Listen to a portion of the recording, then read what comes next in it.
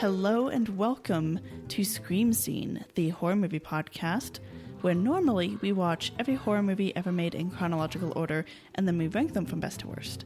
But once a month we have a bonus horror-adjacent episode where we cover a movie that is not quite horror. My name's Sarah. And I'm Ben. Thank you for listening to us today. Now, folks might be a little confused because this bonus episode is not coming out when they usually come out at the end of the month. Ben, can you tell us why that is? Yeah, so, we have there's a few reasons. One of them is that we had a housewarming party with a bunch of our friends over and we played D&D all day, and I'm recovering from that. I'm very tired. But more significantly, we ran into some hiccups with some Japanese films we have coming up.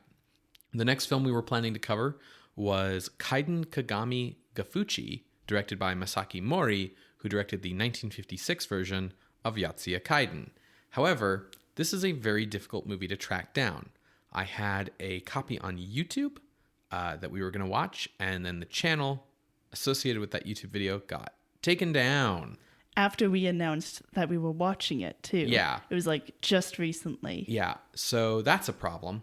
So I tried searching for other copies of the movie, and the problem with this is that the title of the movie is very similar to Kaiden Kasami Gafuchi, directed by Nobuo Nakagawa, which we have already covered on the show and is a more known movie in the West, I guess. So I have been unable to track down a copy of Kaiden Kagami Gafuchi that we can watch. So then it was okay, well, what about the next movie on the list? That is going to be Yotsuya Kaiden, the 1959 version, directed by Kenji Misumi, which was a big budget A-movie prestige adaptation, which I have a copy of, but I don't have English subtitles for. I'm having a really hard time tracking down English subtitles for because when you search Yotsuya Kaiden 1959, what you tend to find is Tokaido Yotsuya Kaiden from 1959, released literally a week later, directed by Nobuo Nakagawa, which was a B-movie knockoff, but became the most famous, highly regarded movie version of Yotsuya Kaiden, which we'll be able to watch pretty easily because it's on the Criterion channel. Mm-hmm. So, listeners, if you know where I can find a copy of Kaiden Kagami Gafuchi or subtitles for the 1959 Kenji Misumi version of Yotsuya Kaiden, please let me know. You can get in touch with us through our email at screamscenepodcast@gmail.com. For now, we're going to be doing our bonus episode, and then we'll be hitting up Invisible Invaders. Yeah, we had, I don't know if it qualifies to be called an appeal, but basically a request. Longtime listener Fern sent in an email suggesting that we actually watch Invisible Invaders, which would be the bottom half of the double feature of last week's movie, The Four Skulls of Jonathan Drake. So both because logistically it kind of makes sense to just follow it up, but also because Fern gave a very good explanation and reasoning behind us watching it, which we will cover when we get to that movie. We're going to be doing that next week. Yeah, I don't know if I'm going to be convinced that it's horror, but it will give me the time I need to sort out these Japanese movies. Another piece of good podcast news is that we have a new patron to thank. Thank you, Spelunker, for being the most recent patron of the night to join our hellish crusade upon the land. Thank you, Spelunker. If you would like to join Spelunker and our other patrons of the night, you can head to patreon.com/screamscenepodcast. That's also where you can vote for the next horror adjacent movie, with the poll coming up now. It's up now. Sure. Yes. When this episode goes out, that poll will be up. I'm sure everything is going to go up precisely on time because it's not like going on a business trip to Colorado is going to cause any kind of delays in the production pipeline. No, that's what the flights are for. This week I'll be on a business trip. So that hasn't been anxiety inducing, trying to figure out like I have normal travel anxiety and then I have COVID anxiety on top of that, which my boss was like, oh, well, since you've gotten COVID now, your anxiety around that should probably be less. And I'm like, no, that was the fucking worst. I do not want to get sick again. Yeah, especially like if like the after effects are cumulative. Yes. Like the brain fog I have now is real bad. Like maybe not bad from the point of view of someone else. You know, everything's on a relative sliding scale, but I'm used to like my brain working much better than it has been working, and I don't need it working any worse. Mm-hmm. But you know, horror movies really do help with my anxiety. So this movie will not help at all. We are watching London After Midnight from 1927, directed by Todd Browning. Now, dear listeners, you might be wondering, how are you watching London After Midnight, one of the most famous lost films of all time? Have you somehow managed to gain a fabled copy, a holy grail of film scholars everywhere? No, we have not. Not at all. I'll tell you a bit about what we're going to be watching later. I'm sure some of you have guessed. But, you know, first we're going to talk about London After Midnight and what its deal is. And I will say that if London After Midnight existed, we might have actually watched it for the main show, simply because, although it is horror adjacent, coming out in 1927 like it did, it's about as much horror as American movies were at the time. Mm-hmm. So, you know, including stuff that we did like The Monster or Cat and the Canary, we would probably also include London After Midnight. But we didn't, because it doesn't exist. It burned up in a fire.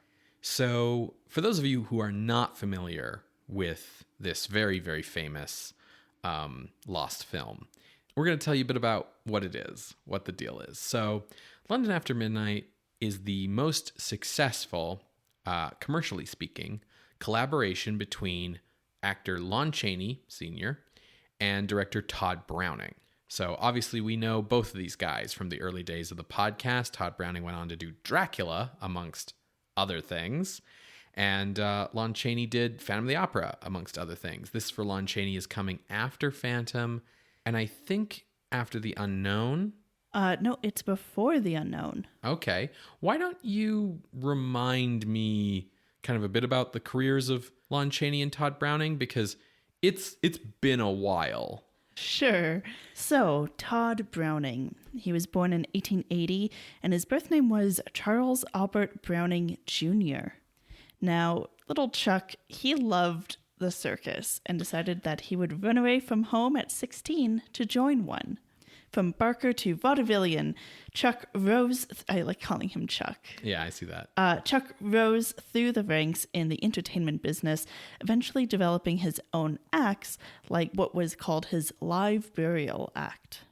It's around this time that he started going by Todd as his vaudevillian stage name, because Todd means death in German. Yep, sure does.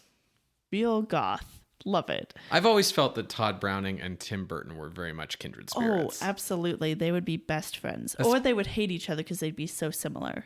Yeah.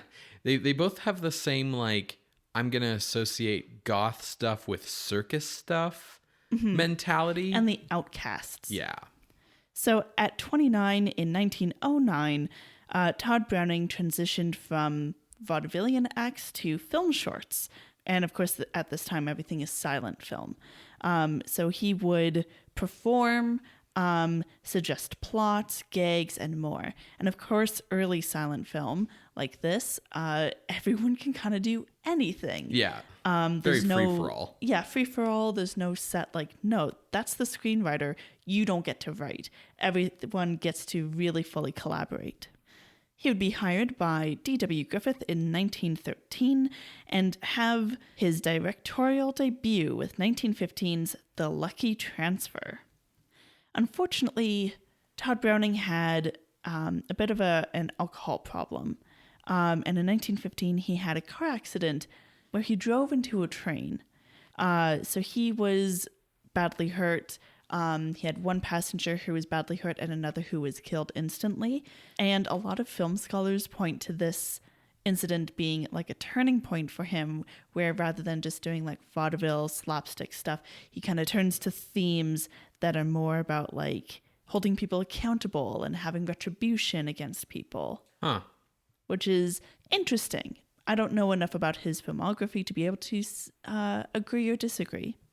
So with that directorial debut in 1915, Todd Browning fully pivoted to being a writer-director rather than an actor. And his milieu was usually silent melodramas. He cut his teeth at Metro Pictures, then transitioned to Bluebird Photoplays, which was a subsidiary of Universal, and had a very successful series of films there starring Priscilla Dean. Yeah, you might remember, if you're like someone with a just ace memory for the early days of the podcast, that Bluebird was one of like the classifications of Universal films. Like there was the Jewels, the Super Jewels, and then below those, Bluebird, and the other one was like Red something, like Red J or something like that. Yeah, they all had kind of color-coded stuff for like prestige versus not prestige. Yes. So Priscilla Dean was a major film star for the studio and had this tough girl persona. So when she was doing these films with Browning, he brought in these criminal elements to this melodramatic formula. Ultimately, they would have 9 films together, and over the course of those films, the Priscilla Dean pictures would graduate from Bluebird to regular Universal. And the 5th of these 9 films was 1919's The Wicked Darling, a silent crime film where Browning first met and worked with Lon Chaney, who played a pickpocket. They collaborated again in 1921's Outside the Law, another Priscilla Dean flick, where Chaney played a dual character, and his one character murders his other on screen through like trick photography, which might make it a really interesting like candidate for a double feature with Boris Karloff's The Black Room? The Black Room, yeah. Now, Browning is making these movies. They are successful, so he's getting on good with these producers at Universal, particularly producer Irving Thalberg. In 1925, Thalberg left Universal as their vice president to head over to MGM to become a production manager. And Browning, as well as Lon Chaney, left with him. Browning's first big project at MGM was 1925's The Unholy Three, and London After Midnight in 1927 would be Browning and Chaney's 5th MGM project together, with their next collaboration being 1927's The Unknown, which is kind of the first time that we really talk about Todd Browning. So if you want more details about him, you should check out episode 20. Gosh, that was a while ago. Yeah. And then The Unknown is currently ranked at number 182. Okay. Yeah, I feel like Browning and Chaney were really lucky to find each other. Yeah, but when you look at the work they're doing, there's no way that they would not have met. Sure. But like just the way that they both kind of clearly had this appetite for like the weird and the macabre, but like Hollywood movies were not really like set up for that. You know, it was like, no, watch these pretty people fall in love. And Todd Browning and Lon Chaney are like, well, what if we made weird movies about ugly people though? And so they kind of had to like start with like crime dramas and then have those be successful enough they could be like, but what if he was an armless guy who wasn't really armless, who fell in love with this girl at the circus and then cut his own arms off to not lie to the girl? And then it turns out while he was recovering from that, she married someone else. And then he gets trampled by a horse. Yeah. So Todd Browning would do several more silents at MGM before transitioning to sound with The 13th Chair in 1929. His third sound picture would be 1931's Dracula. Back at Universal. Yes. Now, Todd Browning's last film was 1939's Miracles for Sale, and he retired a few years later. He became a recluse after retiring, particularly after his wife's death in 1944, and Todd Browning passed away from cancer in 1962. Now, Lon Chaney, he was born in 1883 on April 1st, which I love. And this man of 1,000 faces was born Leonidas Frank Chaney. Wow. I guess I had forgotten that his name was Leonidas. and he was born to 2 deaf parents. As he grew up, he became very skilled in pantomiming, and that served him well when he went into vaudeville in 1902 when he was 19 years old. He would marry 3 years later. They would have a son, Creighton Tull Chaney, in 1906, who would later go on to be Lon Chaney Jr. In 1913, Chaney's married life was not good. No. And those marital problems culminated with Chaney's wife going to the theater where Chaney was stage manager and attempting suicide. She survived, but everyone in the theater business was like, holy shit, Lon Chaney, like, are you like a terrible person because your wife did this? So they managed to get divorced. And this was also partly why Chaney decided to head into film rather than stick with theater.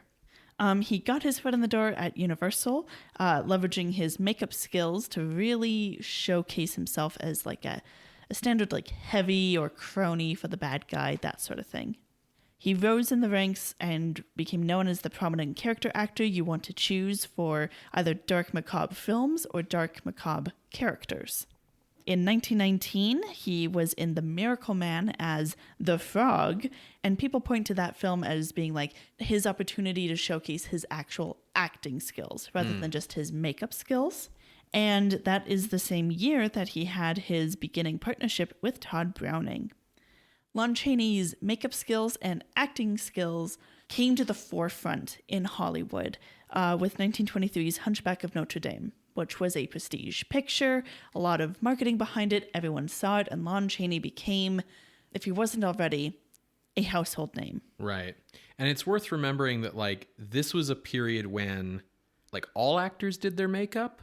Like, all actors did their own makeup for a long time. It's just that Lon Chaney was light years ahead of everyone else and had those skills to essentially be what we would call, like, a makeup effects person now, and could do that on himself. It's like if Doug Jones did all of his own makeup as well. Yeah, totally.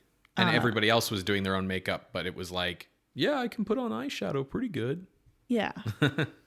Now, we first met Lon Chaney on the podcast in 1925's The Monster, which is episode 13, currently ranked at number 214. And we really dig into particularly his makeup skills in our episode on The Phantom of the Opera, which is listed as coming out in 1925/29 because of the sound version. And that we covered in episode 14, and Phantom of the Opera is currently ranked at number 47. Yeah, I still am very proud of our Phantom of the Opera episode, although it was produced very early in the show's run. I think it was our first super long episode. Yes. You'd been attempting to keep like episode lengths down. Like I remember we cut a lot of information about John Barrymore out of our like Jekyll and Hyde episode. And then with Phantom of the Opera, it was like, no, you have to include all of this. It's all relevant somehow. Now, the last Browning and Chaney collaboration was Where East is East in 1929. Chaney was slated to play Dracula, but by then he had a terminal diagnosis of lung cancer. Ultimately, Chaney's last film would be his only sound film as well. It would be the remake of The Unholy Three in 1930, directed by Jack Conway. So he passed away in 1930. The story for London After Midnight was originally called The Hypnotist and was written by Todd Browning. So he wrote the story outline. Then the finished screenplay or scenario was penned by Valdemar Young, who had worked with Browning before on The Unholy Three and The Unknown. Young was born in Salt Lake City in 1878 and attended Stanford University in 1900, where he played on the football team and majored in English, but ultimately dropped out without completing his degree to go become a journalist in San Francisco. Interesting. His first work in film was writing comedy routines for like slapstick comedy shorts, but he rose up to become a writer at the Young studio of Metro-Goldwyn-Mayer in the 1920s.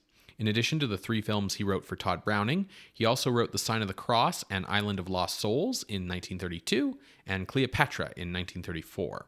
Young used his experience covering murder investigations in San Francisco to inform his murder mystery scripts, such as London After Midnight, because, spoiler alert, there's a murder. London After Midnight is a murder mystery story in a Scooby-Doo kind of style, almost like a reverse Scooby-Doo. Yeah. Actually, like if Fred and Daphne and the gang were the ones dressing up as monsters.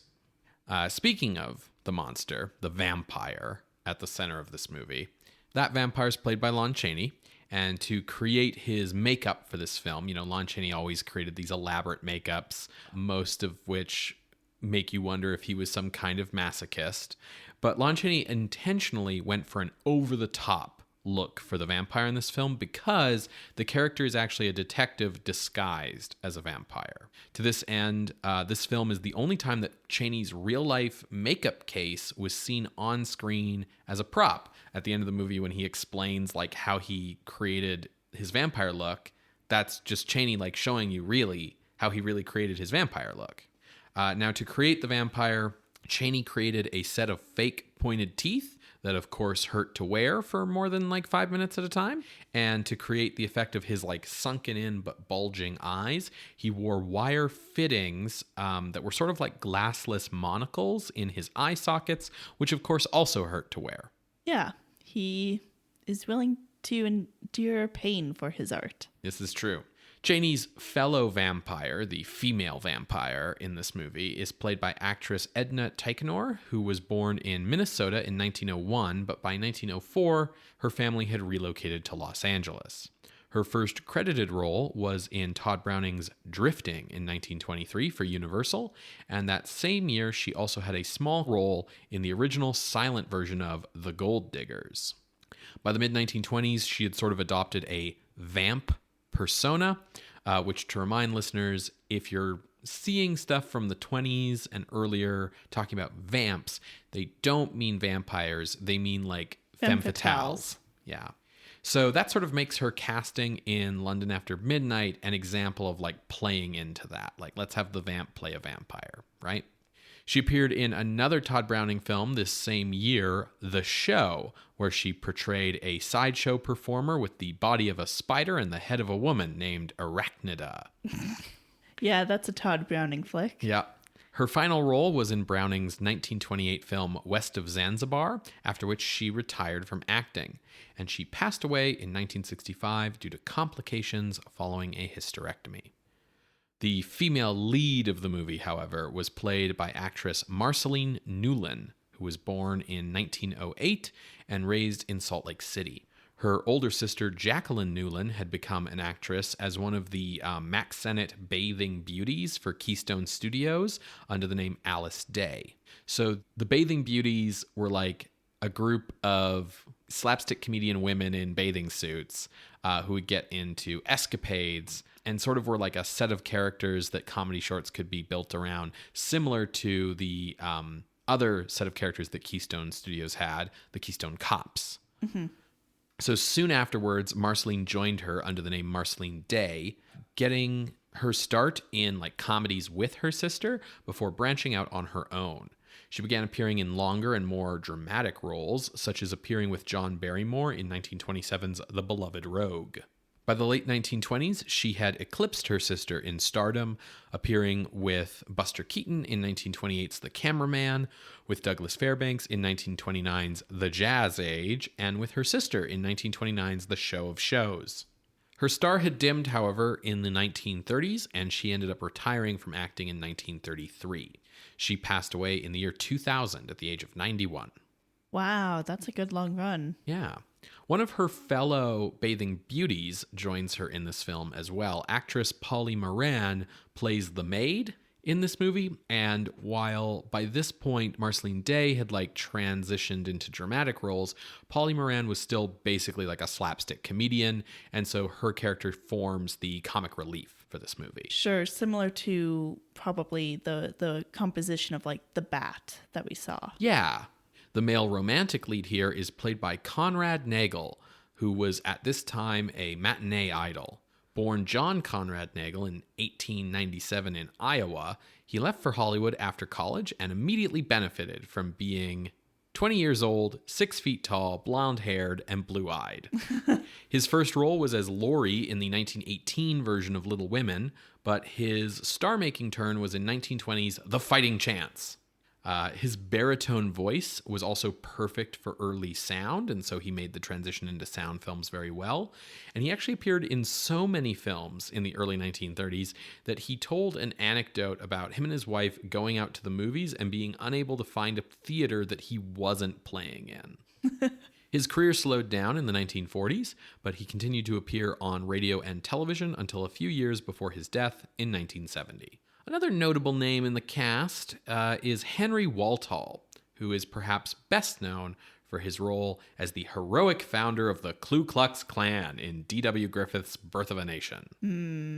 We've actually talked about Walthall before on the show, but he was born on a cotton plantation in Alabama in 1878, the son of a Confederate captain, or ex-Confederate captain, I guess, by 1878. And at age 20, Walthall actually followed in his father's footsteps, kind of, to enlist in the U.S. Army to fight in the Spanish-American War. But he contracted malaria and was sick in bed and did not recover until the war was over. Afterwards, he headed to New York to become a stage actor, and he appeared in the New York theater scene for 7 years before joining D.W. Griffith's roster of actors at the Biograph Film Company in 1909. He rose in stardom, as Griffith did, and as Griffith's other actors did with him, and appeared in Birth of a Nation in 1915. However, the year before, he had appeared as the lead character, the nephew, in The Avenging Conscience, which we watched way back in episode 3. Oh my God. And The Avenging Conscience is ranked at number 201 as of this episode. He also played Edgar Allan Poe in 1915's The Raven and continued to act through the 1920s and 30s regularly, aging into a respected character actor. He appeared in The Devil Doll in 1935, another Todd Browning film, as Marcel. And basically he died in 1936 of overwork. Sure. I think it was heart failure, but basically like everyone kind of saw that he was super sick, and it was because like he had been just working nonstop and his doctors were like, don't do that. And he didn't listen to them, and then he died. So take breaks, everybody. So London After Midnight was released by MGM on December 3rd, 1927. It had cost $151,666.14 to produce, and it grossed $1,004,000. Making it the most successful collaboration between Browning and Chaney. That's huge. Yeah, that's huge. In 1927, making over $1 million on a $150,000 budget, massive. However, critical reaction was much more mixed than the public's enthusiasm. The plot was considered incoherent and nonsensical, but the film's atmosphere and Chaney's makeup won praise, although Chaney's performance was kind of considered to be like not as good as some of his past highs, and Browning's direction was considered inferior to Paul Lenny's Cat and the Canary that same year. The movie was noted for pushing the horror elements further than the critics were accustomed to at the time, which might also contribute to the negative reaction. But the film's commercial success led to Browning being considered the ideal person to direct Dracula in 1931. And then in 1935, as mentioned, he remade this film in sound, but with Lugosi in the vampire role and Lionel Barrymore in the investigator role. So the two-part kind of split there, which actually means that like Bela Lugosi only has like one line of dialogue in that remake. That's Mark of the Vampire, which we covered in episode 49 and is currently ranked number 146. Film historians William K. Everson and David Bradley saw London After Midnight in the 1950s, and they believed it to be inferior to Mark of the Vampire. Interesting. Now, that could be accurate, but it's also worth pointing out that, like, generally speaking, the reappreciation of silent films hadn't really started by then. That kind of movement began in the 1960s. Sure. Thanks to guys like Raymond Rothauer and others. So, for a while, there was a lot of this is the era of Sunset Boulevard kind of looking at silent films and being like, oh, look how melodramatic they were and stuff like that. So might be a biased opinion, might not. We'll never know. Because London After Midnight gained a strange kind of immortality when the last surviving print of it burned in the 1965 MGM Vault fire. Now, you might be wondering, Ben, if the movie was so popular, how could there be only one print remaining by the 1960s? Shouldn't there be prints like kind of all over the place? To which I will say, in the old days of film, especially like that old nitrate film, the more popular a film was, the more times its print would be played and played and played, which would lead to more damage. Ultimately, films would snap. Generally speaking, films that weren't popular and didn't do well are the ones that sort of have the most like pieces still lying about, which is why we have a lot of Metropolis, but nothing of London After Midnight. But Metropolis is good. It's good, but it wasn't popular. It lost a ton of fucking money. Okay. Yeah, it bankrupted a studio. Now, in the pre-internet era, you have to understand, silent films were rare, but they sort of had this mystique that would build up around them from like being mentioned in film magazines and books. You know, imagine growing up, you're a kid in the 1960s and 70s. You've never seen Lon Chaney in Phantom of the Opera, but you'd read like magazines and books written by people who did see it in the 20s who would be like, oh, it was amazing, the man of 1,000 faces, and they'd show some cool pictures, right? Once you got to the era of home video, that made many of these silent films accessible again. It took a while before they were accessible in versions that were good, but, you know, they were accessible. You could see them. So in that context, London After Midnight's continued inaccessibility built up its reputation, particularly due to the still photos that showed off Chaney's makeup and the movie's production design. The myth around the film grew even more due to the notion that Chaney would have played Dracula if he hadn't have died. So there was a lot of like, oh, maybe it would have looked like London After Midnight or something, which it probably wouldn't. Chaney was always very careful to make everything he did totally unique. But also, like, by the 90s, there was this developing idea that, like, Lugosi wasn't actually good as Dracula and was, like, a bad actor, and that the Spanish version was, like, superior. And so this partisan film fandom thing developed around the idea that, like, maybe Chaney would have been superior in the role to Lugosi, and that if we had London After Midnight, we could, like, see what, like, Chaney's vampire was like. And so soon, London After Midnight became one of the most famous and sought-after lost films of all time. It's sort of the, like, poster boy for lost films in a way. And, you know, people would hear rumors or sometimes just make up rumors about like, oh, there's a print somewhere and there's just some dude who owns it who won't let people restore it or something like that.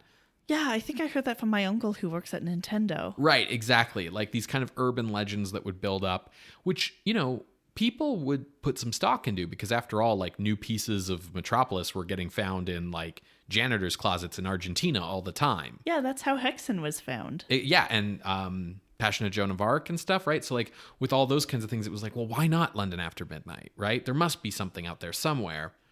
So it became very like hip in the horror, cinephile, or goth like subcultures to kind of like name drop London After Midnight because it's very hipster. It's like, oh, it's the vampire movie before Dracula, and it's with Lon Chaney and Todd Browning, and it also just doesn't exist, and like, who knows what a masterpiece it could have been, and like, you don't know about it, because why would you? It's a silent film that doesn't exist, but I do, and that makes me cooler than you, you know, that kind of hipster attitude.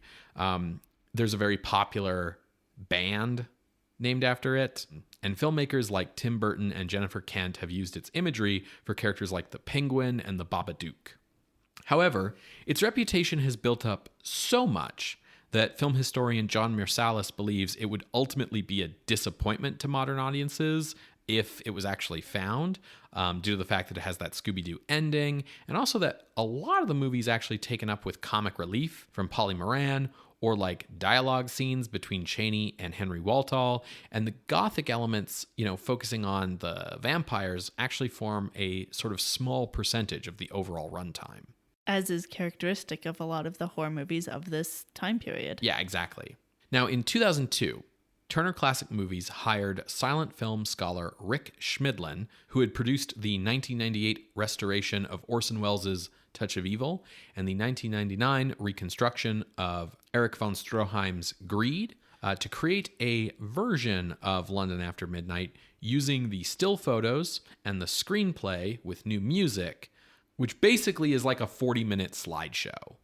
So kind of just displaying the still photos in order of the story, putting in title cards where we know they would have been, having some music, and getting as like close as we can get to watching the film. And this premiered on TCM on Halloween of 2002. This version is available on DVD in the Lon Chaney Collection DVD from TCM Archive. And this is what we will be watching, is this 40-minute slideshow reconstruction. So as much as we, if it existed, we would have watched it and ranked it when we got to London After Midnight in the usual timeline of the show. The reason this is considered a horror adjacent kind of movie is because it's the slideshow. It's as close as we're going to get, but there's no way that it's not a real movie. Yeah, exactly. Like you can't fairly judge the movie on it. Yeah. Like you just can't. And so, I threw it in as an idea for a bonus episode because, yeah, it's a fun thing to do for a bonus episode, but like it's not really the movie. Well, I am still excited. If you are too, listener, Ben has said where you can find this slideshow of London After Midnight. You're going to hear a brief musical interlude, and when we come back, we will discuss the slideshow of London After Midnight from 1927, directed... Should I still call this directed by Todd Browning, or would it be directed by this guy? London After Midnight is directed by Todd Browning. The reconstruction of London After Midnight was created by Rick Schmidlin. See you on the other side, everybody.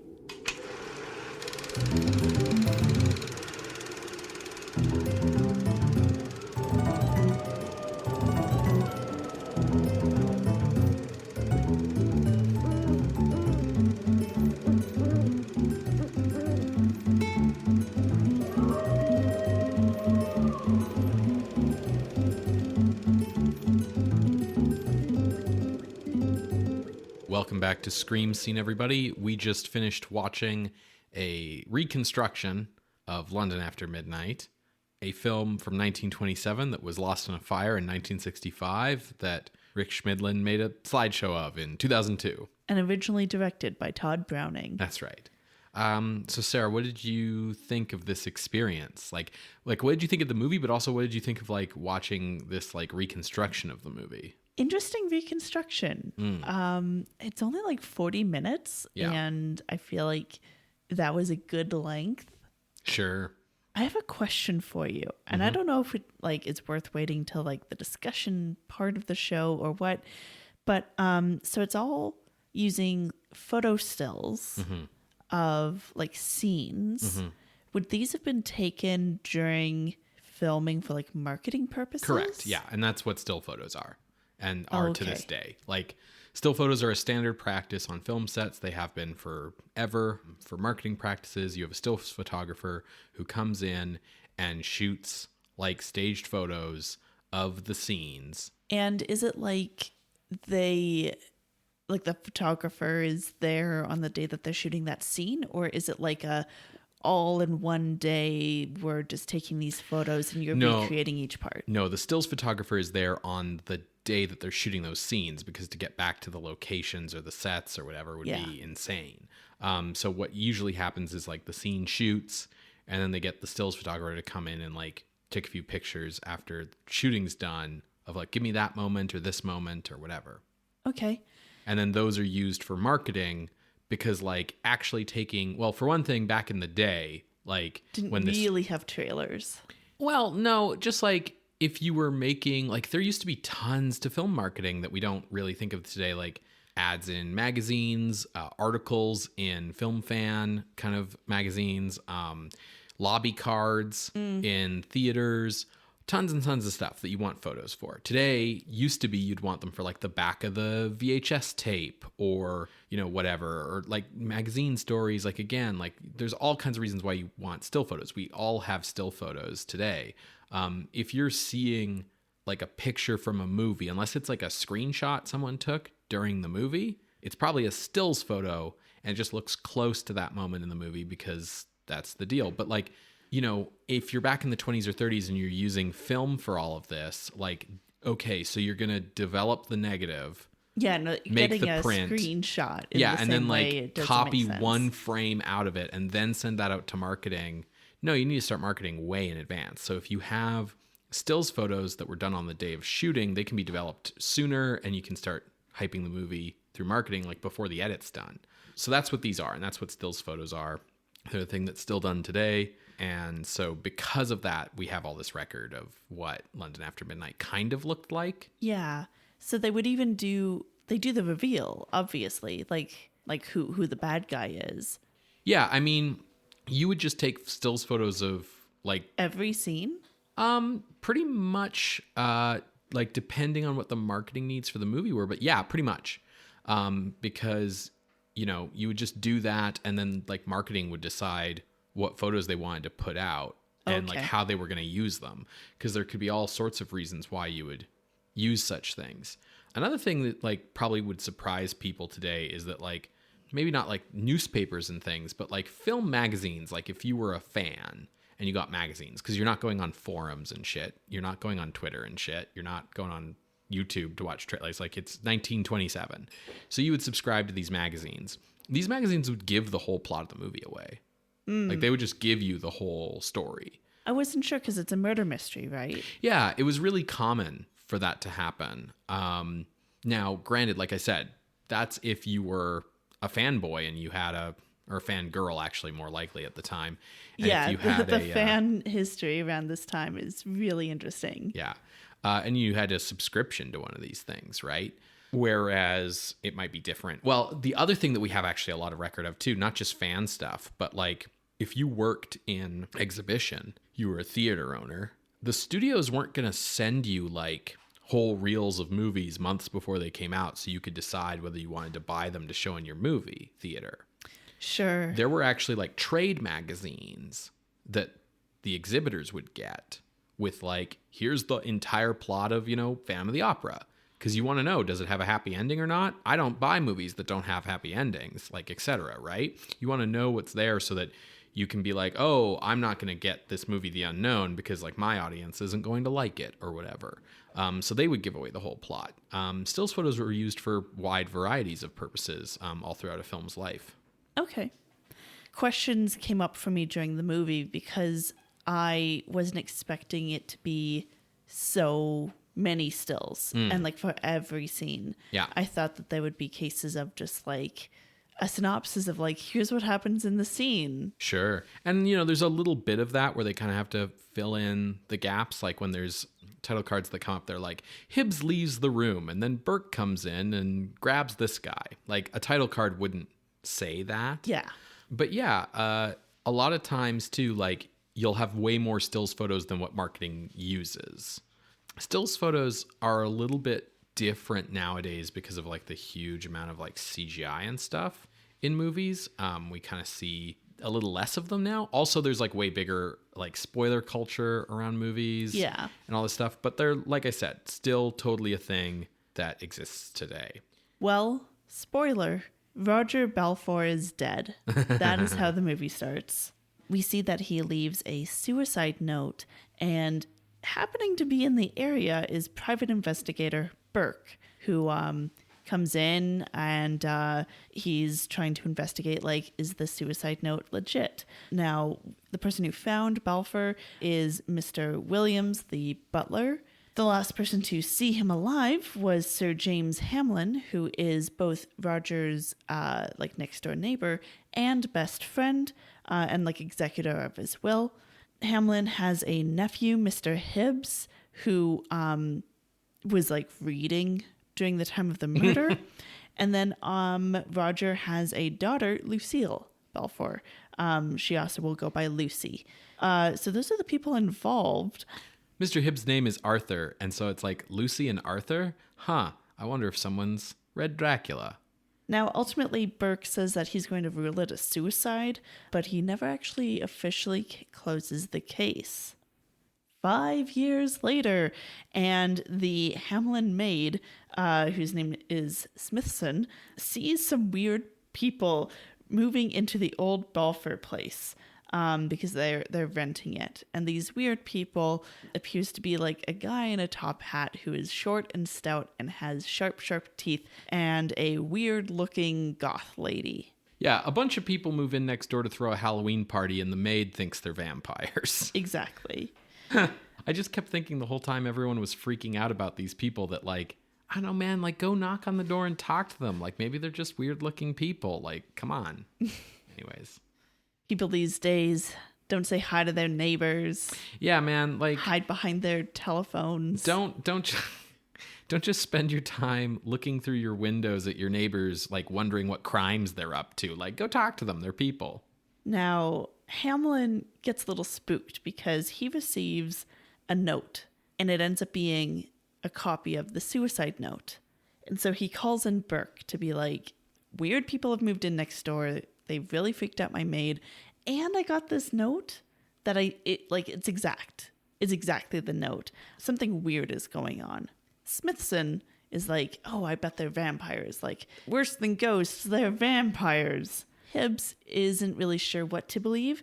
And Hamlin's like, well, we should check on the Balfour tomb just in case it is vampires. Burke doesn't believe any of this, but Hibbs and Hamlin become convinced after they check the tomb and Roger Balfour is no longer in his resting place. Burke still needs some convincing, and so he and Hamlin go over to the house during the day and snoop around, just like let themselves in, not like that's trespassing or anything. And they don't find anything, but they do find bats, which luckily a book of vampire lore and exposition explains that during the day, vampires turn into bats to sleep. They begin vampire-proofing the Hamlin household, particularly because Lucy keeps hearing the voice of her dad calling her from the garden. And there's been like possibly the top hat vampire coming into the house and spooking the maid or something like that. So now everyone's like, well, this has to have something to do with Roger's death. Like, was it actually a suicide? Was it murder? And these people are like the people who did the murder. Like, what's going on? Burke does approach Lucy and says to her, like, hey, I think your dad was actually murdered. It wasn't a suicide. And I'm going to ask you to do some things for me. And I need your absolute trust. Now, Hibbs is like, nah, Burke, I think you're up to something. And he confronts Burke. And in that scene, Hibbs basically gets hypnotized. So Hibbs is hypnotized through that night.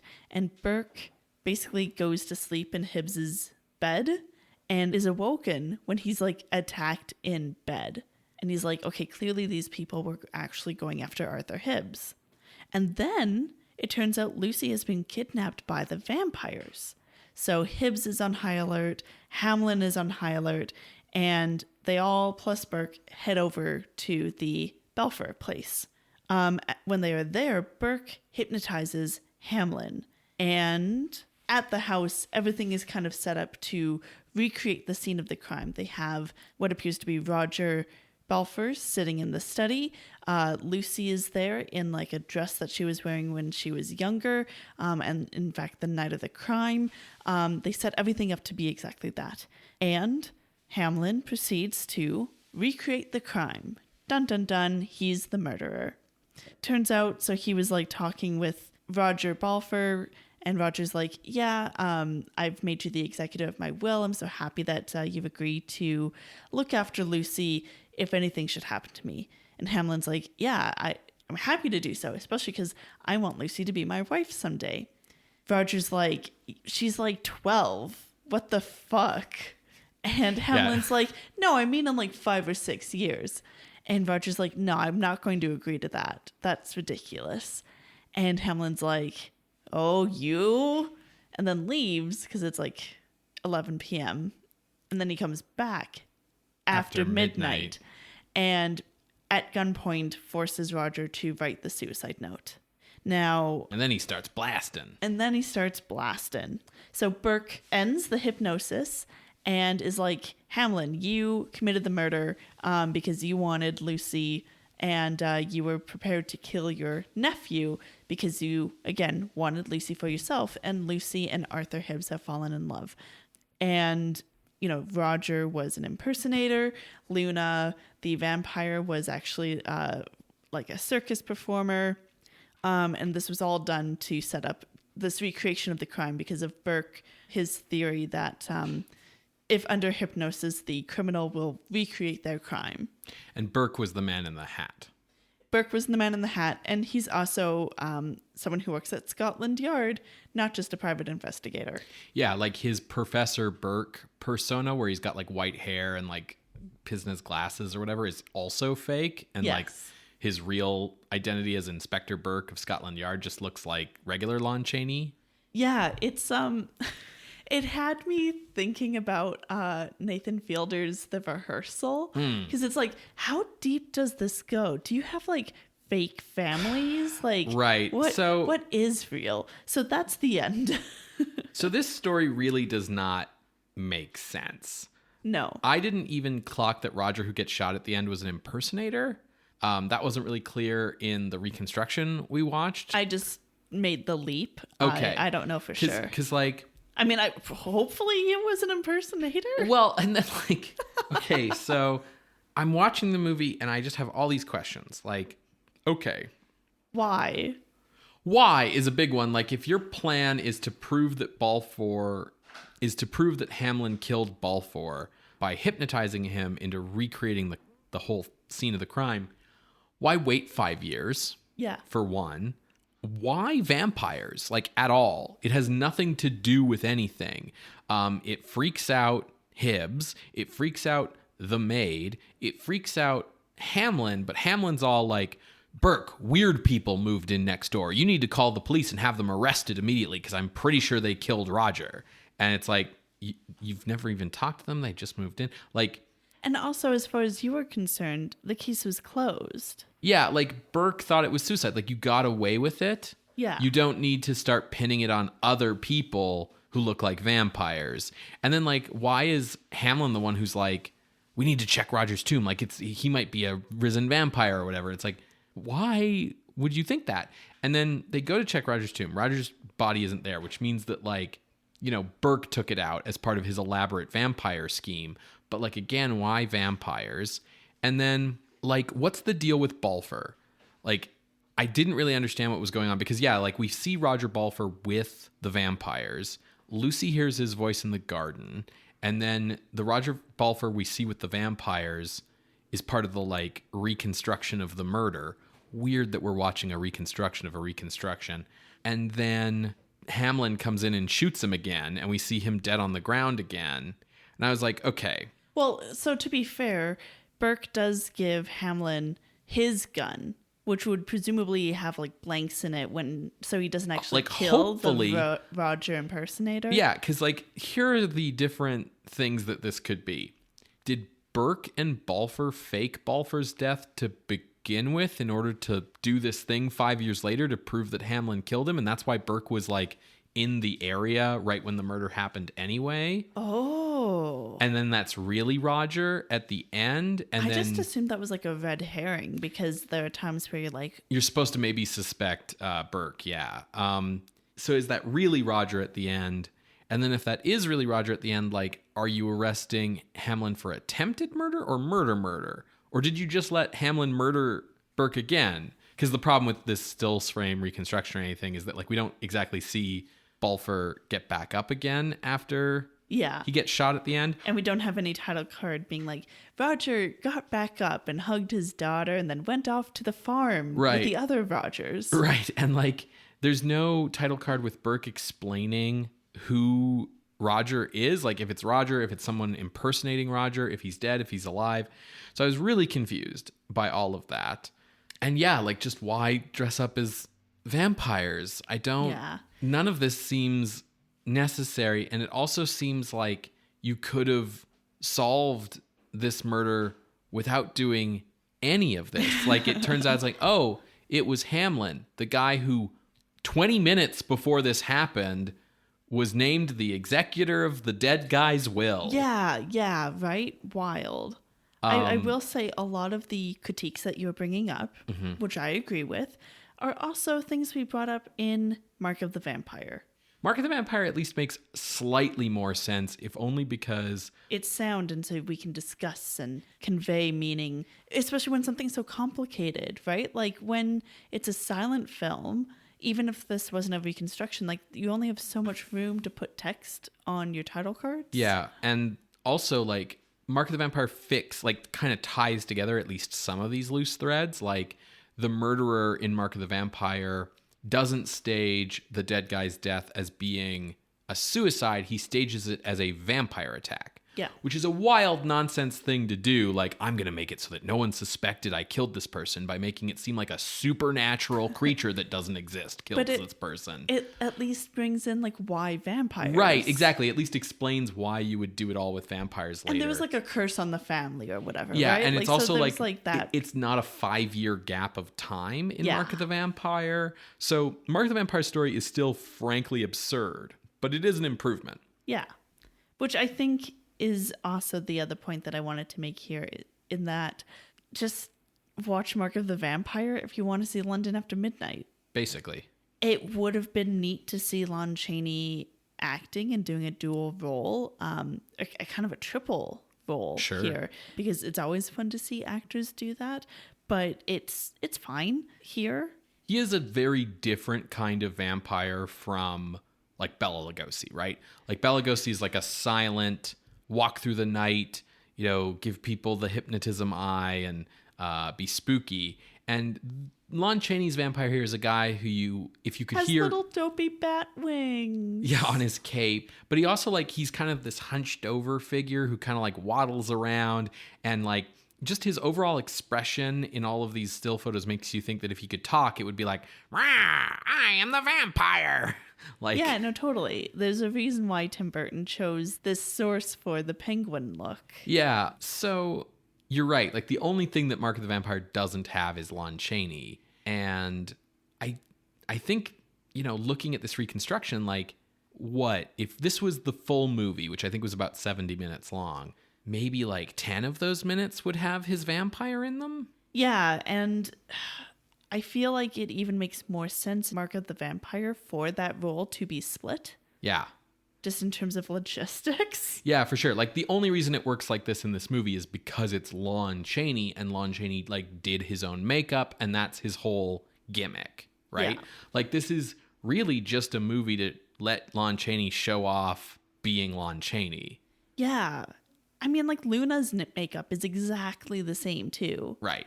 Her outfit is exactly the same. It's also probably the same dress that you would see in Dracula for, the wives. Yeah. It's all pretty standard. But, I don't know. It's interesting. This reconstruction was good. Like I said, interesting. I will say for the sets, because we wanted to speak a little bit about, the gothic atmosphere or whatever. The sets are interesting, but there's nothing that feels so captivating as in Cat and the Canary. That being said, part of that captivation is maybe because it's moving camera and really feeling like you're just drawn in, and there are camera tricks going on there, which you won't get from a reconstruction. Yeah, you don't get camera movement. You don't get the movement of things in frame. The other thing too is stills is they would be using the lighting as present, right? That the cinematographer set up. But the camera might not be set to the same exposure levels and things. So you're kind of getting the cinematography, but you're kind of not getting the cinematography. You're not really getting exactly how the film would have been edited. Now, they followed, in making this reconstruction, they followed the shooting script, which shows close up on this and then wide shot of this. And that's kind of how they were choosing the angles as they went.